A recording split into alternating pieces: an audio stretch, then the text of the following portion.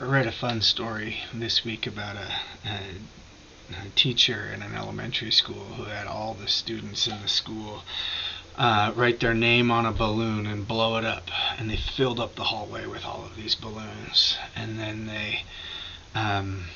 he told them, they kind of kicked the balloons around, made sure none of them popped, obviously, but they're all over the place. And he told the kids, he said, okay, I want you all to go try to find your balloon.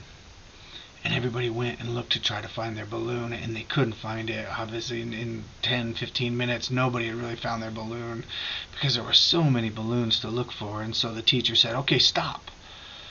And they all stopped, and they looked at him, and he said, okay, here's what I want you to do now. We're going to do the same thing, except for this time, you're going to pick up a balloon, and when you find a balloon, whoever's name it is that's on that balloon, you're going to take it and give it to that person, and then go find another balloon, and we can do the same thing. And so the kids following those directions, and within a couple of minutes, every kid had their balloon in their hands. And the teacher looked at the kids and said, sometimes we're so worried about taking care of ourselves and making sure our own needs are met and finding our own happiness that we forget that the surest way to find our own happiness and to meet our own needs is to reach out to the people around us and to help other people find what they need and have what they need and find their own happiness. And I just thought that was a really fun story, something fun to do with these kids, but it also made me stop and realize that sometimes I get so caught up in making sure that all of the stuff that I have to take care of is taken care of, that I forget that at least a part of who I'm called to be is to reach out and to provide for other people as well. That I need to find ways to build other people up and encourage other people, because if we all only ever worry about ourselves, we end up with a pretty anemic world, a pretty self-centered world. And I don't know about you, but if I look around, it doesn't feel like that kind of self-centeredness is really working all that well for us.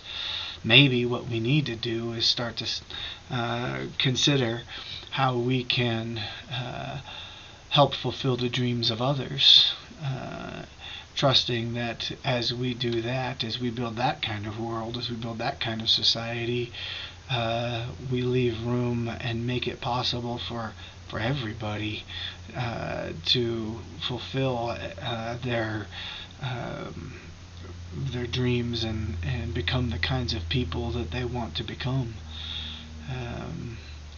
It seems pretty consistent with the message of Jesus that you hear over and over and over again, or the passage in Philippians 2 where Paul says, don't look to your own needs, but to the needs of your brothers and sisters. Let your attitude be the same that is in that of Christ Jesus, who being in the very nature of God did not consider equality with God something to be grasped at, but he let it go, and he emptied himself and became nothing.